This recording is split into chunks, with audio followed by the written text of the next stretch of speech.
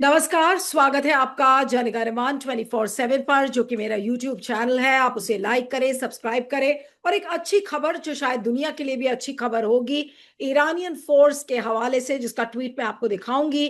कि बड़ी खबर यह है कि जो पीस अग्रीमेंट होने वाला था ईरान और अमेरिका के बीच में, वो कंप्लीट हो गया है। इस ट्वीट को मैं आपको दिखाऊंगी।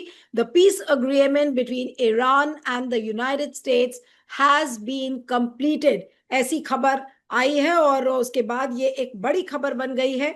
लेकिन इसमें ऐसा नहीं है कि जीत का दावा डोनाल्ड ट्रंप पूरी तरह से कर सकते हैं, क्योंकि ऐसा लग रहा है कि जिन चीजों पर डोनाल्ड ट्रंप ने बात मानी थी, वो सारी चीजें ऐसे लग रहा है कि उभर कर नहीं आ रही हैं। और अंत में जीत ईरान की ही होती हुई दिखाई पड़ रही है। अब आपको एक मारियो नौफल का मैं एक ट्वीट दिखाऊंगी। और उस ट्वीट में देखिए क्या लिखा है कि Iran just published all 14 clauses of the MOU, read them carefully because this is not the deal Trump described. यानी कि जिस डील को ट्रंप ने बताया था, ये वो डील नहीं है। और ये जो 14 क्लॉजेज वाली जो डील है, ये कुछ और है। इसके अंदर कुछ और हेडलाइन है, इसके अंदर कुछ और नंबर है। अब देखिए द हेडलाइन नंबर्स के लिए क्या है। $300 billion in reconstruction commitments from the US and allies, यानी कि $300 बिलियन का रिकंस्ट्रक्शन का कमिटमेंट ईरान ने लिया था। उसके बाद $24 billion in released frozen funds. जो फ्रोजन फंड्स थे, उसमें से भी ईरान को $24 बिलियन मिलेगा। Half before negotiations even start, negotiation start होने के पहले वो आधा अमाउंट मिल जाए। Complete naval blockade lifted within 30 days, US forces withdrawn from around Iran. अब ये देखिए सबसे बड़ी चीज क्या है, here's the big one. Hormuz reopens under Iranian arrangements, meaning Iran keeps management of the straight. यानी कि डोनाल्ड ट्रंप ये कह रहे थे कि अब डोनाल्ड ट्रंप का जो ट्रूथ सोशल पर ट्वीट है कि now let the oil flow, उस ट्वीट को भी मैं आपको दिखाऊंगी। तो ऐसा नहीं है, अभी भी ईरान के अरेंजमेंट में ही स्ट्रेट ऑफ हॉर्मूज खुलेगा। उसके बाद देखिए the nuclear clause is clause 9। Iran reiterates its commitment not to produce nuclear weapons. That's it. No enrichment cap, no dismantling, no dismantlement, no inspector access beyond existing frameworks. The actual nuclear terms get negotiated in a separate 60-day window. And Clause 14 explicitly removes Iran's missile program and support for resistance groups from the agenda entirely, permanently. Iran's deputy FM called it a total victory this morning. He wasn't spinning. अब ये सोचिए कि ये सारी खबरें इस बीच आ रही हैं, लेकिन आपको क्या लग रहा है कि क्या ये खबर इजराइल नहीं देख रहा है? इजराइल इस खबर को किस तरह से लेगा, आज ये भी देख लेते हैं। क्योंकि उधर से एक स्टेटमेंट आ रहा है। अब एएनआई का एक ट्वीट है जो आपको दिखा रही हूं कि Iran minister of national security Itamar Ben Gvir tweets, क्या ट्वीट किया है। Trump's agreement does not bind us, यानी कि ट्रम्प का जो अग्रीमेंट है वो ईरान के साथ हुआ है, हमारे ऊपर कोई बाइंडिंग नहीं है, ना ही कोई बंदिश है। Israel is not subject to United States and we are an independent and sovereign nation. अब इसराइल अपनी इंडिपेंडेंस और सॉवरेनिटी की बात कर रहा है, और वो कह रहा है कि ट्रंप ने जो भी डील ईरान के साथ की है, वो उसकी बंदिश हमारे ऊपर नहीं है, क्योंकि हम एक सॉवरेन नेशन है। Every time we succumb to international pressure at the expense of Israel's security, we paid a blood price with interest. उन्होंने कहा है कि जब जब हमने अमेरिका की बात मानी है, और जब भी इंटरनेशनल प्रेशर के चलते हमने ये बात मानी है, तो हमें अपने लोगों की जान गंवानी पड़ी। It was true in the Oslo accords, it was true in the Lebanon agreement in 2006, and it was true in every period of containment in Gaza that exploded in our faces. We emphasize, क्या करते हैं, we love the USA and are grateful to president Trump, and yet the state of Israel is not a banana republic. I say these things to the prime minister all the time and repeat them in closed rooms at every important historical juncture. In historical moments, a historical decision must be made. We must make it clear. Every launch of a drone, UAV, or a missile towards Israel from Lebanon will lead to an Israeli strike in Dahia. तो ये सारी बातें उन्होंने बिल्कुल साफ साफ Iran ने कह दिया है कि जो भी अग्रीमेंट हुआ है, उसकी बंदिश हमारे ऊपर नहीं है, और उनको उन्होंने इसलिए साफ कर दिया है। तो ये जो अग्रीमेंट है, जो सीज फायर का या पीस अग्रीमेंट आप जिसको कह रहे हैं, इसके क्या मायने हैं? आज इस पर हम चर्चा करेंगे। हमारे साथ Siddharth Sharma, independent media analyst है। सिद्धार्थ, आपका बहुत बहुत स्वागत है। Thank you so much for joining. ये पीस अग्रीमेंट किसकी जीत है, ईरान की या अमेरिका की? देखिए, मेरे ख्याल से सबको पता है कि युद्ध शुरू किया था अमेरिका ने। जिस समय युद्ध शुरू किया था तो अमेरिका ने बोला था कि ये युद्ध मुझे जीतना है। आज अमेरिका ने खुद घोषणा कर दी कि संधि हो गई। इसका मतलब अमेरिका अपने टारगेट को हासिल नहीं कर पाया। उसने तो कहा था मुझे जीतने के लिए युद्ध लड़ना है, आज वो खुद कह रहा है कि हमने संधि कर ली। ईरान ने अमेरिका का ड्रॉ ऑफर मान लिया। अमेरिका और इसराइल दोनों मिला के ईरान से 90 गुना ज्यादा बड़े हैं, चाहे वो जमीन के मामले में हो, चाहे ताकत के मामले में हो, चाहे अर्थव्यवस्था के मामले में हो। तो ये मतलब क्या है, अगर क्रिकेट के टर्मिनोलॉजी में समझे ना, तो मतलब अफगानिस्तान की क्रिकेट टीम ने भारतीय क्रिकेट टीम के साथ टेस्ट मैच ड्रॉ करवा लिया, जो कि बहुत देखने में असंभव लगता है। ईरान का पूरा ये युद्ध जब खत्म हो रहा है, इसका मतलब ईरान का नाम बढ़ गया और अमेरिका की ताकत घट गई दुनिया के नजर में। सीधा सीधा ये हुआ। देखिए, ये सब से ना हम लोग भी कुछ चीजों को सीख सकते हैं कि कैसे ताकतवर को आप हैंडल कर सकते हैं। ताकतवर को हैंडल करने के लिए आपको अगर लगता है कि हम डर जाएंगे तो ताकतवर हैंडल नहीं होगा, आपको लगता है कि हम ताकतवर की जी हुजूरी करेंगे तो हम हैंडल नहीं होगा। क्योंकि होता यह है कि जैसे ही हम किसी ताकतवर को देखते हैं, स्वाभाविक हमारी प्रतिक्रिया होती है। चाहे हम बचपन में स्कूल में मुझसे कोई ज्यादा लंबा चौड़ा लड़का रहता था, वो हमको डराता था तो मैं डर जाता था। उसके बाद पढ़ाई लिखाई करने लगा, कॉलेज में जाने लगा, तो कोई लड़के मुझसे ज्यादा सुंदर दिखते थे, मुझसे ज्यादा हैंडसम होते थे, तो उनसे भी मुझे इनसिक्योरिटी हो जाती थी। उसके बाद मैं काम करने लगा तो जो मेरा बॉस होता था मुझे उससे भी डर लगता था। आज मैं काम वगैरह करके रिटायर कर गया हूँ, सब आराम से बैठा हूँ, तो जिसके पास ज्यादा पैसा है उसको देख के मुझे डर लगता है। किसी के पास ज्यादा पावर है तो आर्थिक क्या कहते हैं, राजनीतिक रूप से, उसको देख के डर लगता है। तो वो डर हमेशा रहता है। तो होता यह है कि आप जैसे ही डरते हैं, सामने वाला जो डराने वाला है उसको पता लग जाता है कि ये डरा हुआ है, और आज नहीं कल आपको वो अपना खाना बनाने का फिराक में रहता है। आप देखिए, जंगल में कभी भी आपने देखा होगा, कोई एक शेर किसी लंगड़े शेर का भी, कमजोर शेर का भी शिकार नहीं करता। शेर हमेशा शिकार करता है हिरन का ही। वो इसीलिए करता है कि हिरन शेर को देख के भागता है। जैसे आप शेर को देख के भागेंगे, शेर आपको अपना खाना बना लेगा। आज नहीं बनाएगा तो कल बनाएगा, कल नहीं बनाएगा तो परसों बनाएगा। लेकिन अगर शेर के सामने आप अगर कमजोर भी हैं, तो हमने कभी आज तक नहीं देखा कि एक बड़े शेर के सामने कोई कमजोर शेर का शिकार कोई ताकतवर शेर कर रहा था। बड़ा शेर छोटे शेर का शिकार नहीं करता है। शिकार केवल वो शेर करता है, क्या कहते हैं, हिरन का ही। तो इसमें हमको ये समझ सकते हैं कि अगर कोई बहुत बड़ा पहलवान किसी शतरंज खेलने वाले बच्चे को कह दे कि आओ अखाड़े में खेलो, तो शतरंज खेलने वाले बच्चे को डरना नहीं चाहिए कि मैं अखाड़े में पहलवानी कैसे करूंगा। उसको अपनी चालाकी दिखानी चाहिए। और जैसे ही अखाड़ा पहलवान अखाड़े में पहुंचे, शतरंज खेलने वाले को अपना दिमाग लगाना चाहिए। और पीछे से जाके अगर बहुत बड़े महाबली का भी, पहलवान का भी आपने अगर गले की गोटी दबा ली, तो अच्छा अच्छा पहलवान भी अखाड़े में चित हो जाता है। तो ये ईरान ने बताया कि बहुत आसानी से हैंडल कर सकते हैं। उसके लिए सबसे पहली बात ये होती है कि आपको डरना छोड़ना पड़ेगा। सामने वाला बहुत बड़ा है, सामने वाला बहुत ताकतवर है, सामने वाले के पास पैसा ज्यादा है, सामने वाला मुझे मार सकता है, ये सब चीजों से अगर जब आप डर से निकलते हैं, तो एक छोटा मोटा ऐड चलता था, डर के आगे जीत है, कि सुनते थे। एक क्या कहते हैं, कोल्ड ड्रिंक का ऐड चलता था ना नीलू जी, आप भी देखते थे कभी कभी, अभी भी चलता है कि डर के आगे जीत है। तो ये डर के आगे जो जीत है वो ऐड चला था, वो इसका प्रमाण है। तो हुआ ये क्या है, आपने जो कहा, आपने ये सब जो बातें बताई डिटेल्स, वो हुआ ये है कि ईरान का जो, अमेरिका की ओर से तो ट्रम्प साहब ने एक ट्रूथ सोशल पर एक छोटा सा पोस्ट कर दिया है कि हमारी संधि हो गई है और युद्ध खत्म हो गया है। लेकिन असल में, क्योंकि इसमें दो पहलू हैं, दो बट दूसरा पक्ष है ईरान का, इसमें तो ईरान का यूएस अभी तक के, आधिकारिक रुख क्या है ये देखेंगे हाँ, तो आपको पता लगेगा हाँ, जो कि आप अभी इसमें ट्रम्प के आ, सोशल की आ, बात कर रहे थे, जो ट्रम्प के आपने ट्रूथ सोशल की आपको बात की थी, तो मैं आपको इसको, आवाज आ रही है ना मेरी? हाँ हाँ, आवाज आ रही है, तो मैं ट्रम्प के ट्रूथ सोशल को प्ले करना चाह रही हूँ। उन्होंने क्या लिखा है कि the deal with the Islamic Republic of Iran is now complete. Congratulations to all. I hereby fully authorize the toll-free opening of the Strait of Hormuz and simultaneously herewith authorize the immediate removal of the United States naval blockade. Ships of the world, start your engine, let the oil flow.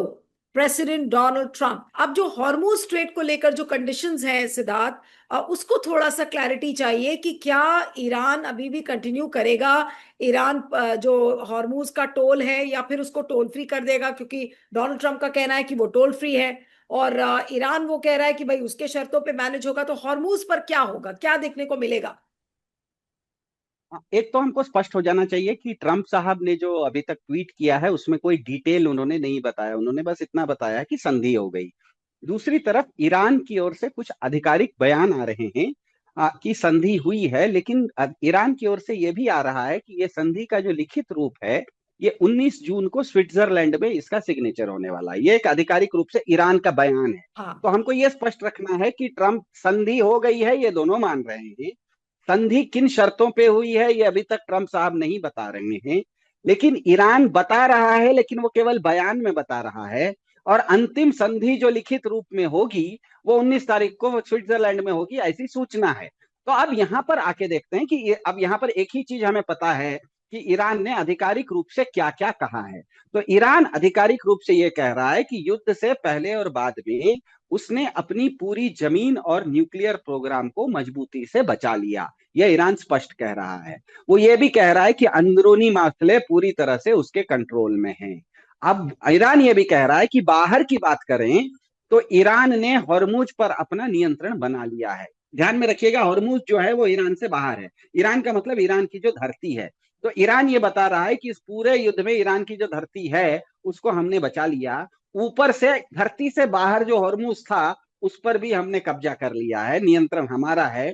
तीसरा, कि हमसे बहुत दूर Lebanon, जहां पर कि ना तो तेल है ना तो कोई उससे लेना देना नहीं है, लेबनन में भी इजराइल के हमले मैंने रुकवा दिए। ये भी मतलब है, लेबनन को भी मैंने कंट्रोल, मतलब लेबनन पर भी मेरा प्रभाव आ गया है। और खाड़ी में अमेरिकी नौसैनिक ब्लॉकेड को मैंने हटवा दिया। हॉर्मुज से बाहर जो खाड़ी है, वो खाड़ी में जो अमेरिकी नौसेना थी उसको भी ब्लॉकेड को, मतलब उसके रोक टोक को मैंने हटवा दिया। तो ईरानी मीडिया और अधिकारी इसे बहुत बड़ी जीत बता रहे हैं। पहली ये कि उन्होंने अपनी जमीन बचा ली। दूसरा ये कि बाहर के मोर्चों पर भी फायदा मिल गया, मतलब अपनी जमीन नहीं बचाई, जमीन से बाहर की चीजों का भी फायदा हो गया। और ऊपर से आर्थिक राहत भी मिलने वाली है हमें। ईरानी सूत्रों का कहना है कि करीब $30 बिलियन वगैरह की कोई बातचीत हुई है कि किसी तरह से पैसे का लेन देन या रिकंस्ट्रक्शन वगैरह में उनको पैसा मिलने वाला है। तो अगर इसको संक्षेप में कहे तो ईरान का स्कोर प्लस आता है, जबकि अमेरिका और इसराइल को इस डील में नुकसान हुआ क्यों दिख रहा है, क्योंकि अमेरिका को न ईरान का तेल मिला और न ही ईरान की परमाणु क्षमता मिली। ये दोनों चीज के लिए वो अंदर गया था, ये दोनों चीज वो खुद कह रहा है कि नहीं मिली। दूसरी तरफ इसराइल इस मामले में इसीलिए पड़ा था क्योंकि उसको एक अखंड इसराइल का सपना देखना था, लेबनान वगैरह का पर कब्जा करना था। अब वो भी सपना खत्म हो गया है। तो ईरान खुद हॉर्मुज भी जीत गया, लेबनान को भी सुरक्षा दे दी और अमेरिकी सेना को भी खाड़ी से खदेड़ दिया। ये तो मिला ईरान को। अमेरिका को क्या मिला और इसराइल को क्या मिला मैंने बता दिया। जो हाथ में था वो भी चला गया। उनकी कुछ क्या कहते हैं, खाड़ी के देशों में 17 के आसपास अमेरिकी क्या कहते हैं मिलिट्री इंस्टॉलेशन थे, उसमें से आज 13 खाली हो गए हैं। इसराइल इससे ये इसराइल शुरू करने से पहले लेबनान पर कब्जा करने की बात कर रहा था, लेबनान को अपना अखंड इसराइल का हिस्सा बना रहा था, वहां से भी पीछे हट गया। तो आप देखिए, इसका एक मोटा मोटी यही कह सकते हैं कि क्या कहते हैं, 24 जी चले 26 बनने और दुबे बन के लौटे, यही बात तो हो रही है। कि ट्रम्प क्या इस हार को कभी अपनी पॉलिटिकल कंस्टिट्यूएंसी के सामने मानेंगे? वो तो ये कहेंगे कि देखिए हमने पीस एग्रीमेंट कर दिया और 3 महीने लंबी जो एक युद्ध चल रहा था उसको हमने रुकवाया, उसको वो उस तरीके से कहेंगे। क्या इसमें विन देखिए विन ट्रंप है दोनों बहुत के लिए? ईरान की तो जीत देखिए साफ अमेरिका, दिख रही है, लेकिन जो जीत डोनाल्ड ट्रम्प की दिख नहीं रही है, लेकिन वो अपने लोगों में क्या बताएंगे? हाँ इसमें थोड़ा सा समझना पड़ेगा। ईरान का मतलब ईरान एक ही है। ईरान और ईरान के नेता अलग नहीं है। ईरान और ईरान के नेता एक ही पेज पे चलते हैं। लेकिन अमेरिका और अमेरिका का नेता जो ट्रम्प है, ये दोनों अलग अलग पेज पर चलते हैं। तो अमेरिका का देखिए तो अमेरिका का बहुत घाटा हुआ है, क्योंकि अमेरिका इससे पहले, ये युद्ध शुरू होने से पहले दुनिया का अकेला दादा माना जा रहा था। और ये युद्ध खत्म होते होते आ, ईरान जैसा छोटा सा देश उसको संधि करवा दिया, तो अब कौन उसको दादा मानेगा। तो अमेरिका की बहुत फजीहत हुई है। अमेरिका का जो जियो पॉलिटिकल वैश्विक कूटनीति में जो उसकी ताकत मानी जाती थी, वो ताकत पूरा का पूरा हो गया कि ये एक कागजी शेर है अमेरिका। ईरान जैसा देश भी अकेले इसको निपट देता है। लेकिन ट्रंप साहब क्योंकि अपने आप को अमेरिका से भी बड़ा मानते हैं, दुनिया में हर आदमी से बड़ा मानते हैं, जैसे हमारे वाले एक हैं अपने आप को नॉन बायोलॉजिकल मानते हैं, वैसे ही ट्रंप साहब एक मानते हैं कि मैं दुनिया में जितने भी मनुष्य हैं सबसे अलग, मैं एक सबसे खास मनुष्य हूँ। तो उनको, ट्रंप साहब को अपनी छवि की चिंता है और उनको पता है कि अपनी छवि बचाने के लिए अगर मैं हार भी गया तो कह दो कि मैं जीत गया। मतलब मैच हार भी जाओ तो जिस दिन कप लेना है ना, कप लेते समय खड़े हो जाओ कि देखो कप में भी मैंने हाथ लगा दिया। तो उनको, ट्रंप साहब को लगता है कि मैच जीतो या हारो, कप लेते समय अगर खड़े हो जाओ, कप लेते समय स्टेज पर खड़े हो जाओ, तो हम लोग मान लेगा कि भैया कप जीत गया। क्योंकि देखिए क्रिकेट भी ना, हर आदमी क्रिकेट देखता नहीं है। कुछ लोग केवल क्रिकेट के बारे में सुनते हैं। तो सुबह क्रिकेट देखा नहीं, लेकिन सुबह सुबह हमने देखा कि भारतीय क्रिकेट टीम विश्व कप का कप फोटो हाथ में लिए हुए, तो हमको लगता है कि हाँ भैया जीत गया। वो देखे नहीं कि मैच असल में कौन जीता। तो ट्रम्प साहब सोचते हैं कि मुझे, मैं मैच जीतूं या हारूं, कप पर अगर मेरा कब्जा रहेगा तो इसका मतलब लोगों को लगेगा कि मैं जीत गया। तो ट्रम्प साहब लेकिन अपनी छवि के ऊपर काम कर रहे हैं। कर भी हो भी सकता है, बहुत बहुत हद तक सही भी हो सकता है, लेकिन असल में मैच तो हार गए। असल में मैच ट्रम्प साहब हार गए, ये तो सबको पता है। नहीं, लेकिन एक जो सवाल नेतन्याहू को लेकर है, जो उन्होंने कहा है, ईरान के जो अधिकारी हैं जिनका बयान और ट्वीट मैंने भी पढ़ा था, उन्होंने तो ये कहा कि इजराइल के ऊपर ये जो पूरा एग्रीमेंट है ये बाइंडिंग नहीं है। इसका मतलब ये है कि इजराइल जब चाहेगा वो हमला करेगा, अपनी मनमानी करेगा, और ना अमेरिका पर उसका जोर है, और ईरान तो खैर उस स्फीयर से अब बाहर ही है। मेरे ख्याल से लोग इसराइल को, वो जितना ताकतवर है उससे बहुत ज्यादा ज्यादा जरूरत से ज्यादा ताकतवर मानते हैं। इसराइल को सबसे पहले आप क्या कहते हैं, किसी तुलनात्मक दृष्टिकोण से देखिए तो भारत में एक मिजोरम और मेघालय जैसा राज्य है ना, बस उतना बड़ा में इसराइल है। तो इसराइल कोई इतना बड़ा देश नहीं है दुनिया का दादा। होता यह है कि इसराइल ने अपने आप को, खास करके उसका मोसाद और गुप्तचर एजेंसी जो है, उसका प्रचार इतना कर दिया कि इसराइल अपनी ताकत से ज्यादा ताकतवर दिखने लगा। तो जैसे धुरंधर पिक्चर है, कोई भी धुरंधर पिक्चर देखेगा तो उसको लगेगा हाँ भाई, अब पूरा भारत पाकिस्तान युद्ध तो बाद में होता है, केवल एक गुप्तचर रहता है जो कि युद्ध को इधर से उधर कर देता है। लेकिन असल में वैसा होता नहीं है। गुप्तचर और बहुत ताकतवर गुप्तचर एजेंसी और बहुत ताकतवर सेना, दोनों में बहुत अंतर होता है नीलू जी। मेरे पास अगर बहुत ज्यादा ताकतवर गुप्तचर होंगे ना, बहुत होगा, तो मैं ये जान जाऊंगा कि आपके घर में आज रोटी बन रही है या चावल बन रहा है। लेकिन मैं आपके घर में बनते हुए रोटी या चावल को बनाने से रोक नहीं सकता, क्योंकि मेरा केवल गुप्तचर सूचना दे सकता है, रोकने का काम गुप्तचर का नहीं होता है। लेकिन कहीं पर भी अगर खुल के युद्ध शुरू हो जाता है, कहीं पर भी दो देशों के बीच में, तो युद्ध गुप्तचर नहीं लड़ते हैं, वो सेना लड़ती है। उसके लिए आपको सेना चाहिए, उसके लिए आपको रसद चाहिए, उसके लिए आपके पास हथियार चाहिए, उसके लिए सामने वाला जितना बमबारी आप पर करेगा झेलने की क्षमता चाहिए। अब मुझे बताइए, मेघालय नाम जैसा एक छोटा सा राज्य कहे कि हम पूरी दुनिया पे कब्जा करने चलेंगे, तो आप एक मिनट के लिए भी मानेंगे क्या? मतलब हो कितने बड़े। वो तो ठीक है, अमेरिका का तुमको समर्थन था इसीलिए तुम तो कूद रहे थे। जैसे ही अमेरिका का समर्थन खत्म हो गया, क्योंकि अमेरिका के खुद के गले पर फंसा हुआ है। ध्यान में रखिएगा, वो जो ईरान है ना, वो हरमुज पर नहीं, वो एक लेकिन तरह से गले का नहीं, सांप बन लेकिन के अटका हुआ है। इसराइल ये क्यों कह रहा है कि अमेरिका का जो अग्रीमेंट ईरान के साथ है वो हमारे ऊपर बाइंडिंग नहीं है? मैं तो क्या कहेगा इसराइल, कैसे कहेगा कि हमारे ऊपर बाइंडिंग है? क्योंकि फिर उनका अस्तित्व खत्म हो जाएगा ना। ये फिर कह रहा हूं, सब लोग अपनी छवि बचा रहे हैं। नीलू जी, ये लोग मैच हार चुके हैं। ये लोग मैच हार चुके हैं। केवल ये कह रहे हैं कि देखो मैं कप लेते समय मैं खड़ा हूं। ये अपनी छवि बचाने की कोशिश कर रहे हैं। असल में ये दोनों, इसराइल हो या अमेरिका हो, ये मैच हार चुके हैं। क्योंकि इसराइल इस युद्ध में जिस उद्देश्य से उतरा था कि मैं अपना प्रॉमिस्ड लैंड जो उनका है, जो उनका अखंड इसराइल का सपना है, इसराइल से बाहर की धरती को मैं कब्जा करूंगा। तो इसराइल की बाहर की धरती आपकी कब्जा कहाँ हुई? उल्टे जो लेबनान के ऊपर बमबारी की वो अभी अब बंद होने वाला है। सिद्धार्थ, और है इसके पहले भी कई बार बिल्कुल अग्रीमेंट साइन होते होते और बहुत सारी चीजें बदल गई, फिर पता चला अटैक हो गया, फिर हमला हो गया। अब अभी आज 15 जून है, 19 जून को बोला जा रहा है कि स्विट्जरलैंड में साइनिंग होगी अग्रीमेंट की। अब 15 जून से 19 जून के बीच में कहीं ऐसा तो नहीं कि फिर से कोई चीज ऊपर नीचे हो जाए? क्योंकि जो 14 क्लॉजेस जो ईरान ने अपने तरफ से लिखे हैं वो तो बिल्कुल ईरान की जीत बता रहे हैं। अब अमेरिका तो चुप है, अमेरिका ने बस इतना कहा है, okay let the oil flow, यही लिखा है डोनाल्ड ट्रंप ने। तो अब हम उसको लेंगे, लेट द ऑयल फ्लो मतलब वो तो बिल्कुल जैसे राजा अनाउंस करता है उस तरीके से उन्होंने ट्रूथ सोशल पर अनाउंस कर दिया। लेकिन कहीं कितनी संभावना है कि ये फिर से ऊपर नीचे हो सकता है ये शांति एग्रीमेंट? हो सकता है एग्रीमेंट नहीं भी साइन हो सकता है, लेकिन मेरा कहना है कि मैच खत्म हो चुका है। अब आप कप देने में आज कप दीजिए, कल दीजिए, 2 दिन बाद दीजिए, मत दीजिए, कोई फर्क नहीं पड़ता है। मैच खत्म हो चुका है। हॉर्मूज आज अगर ईरान के कब्जे में है, इसका मतलब ये अमेरिका जीत नहीं सका।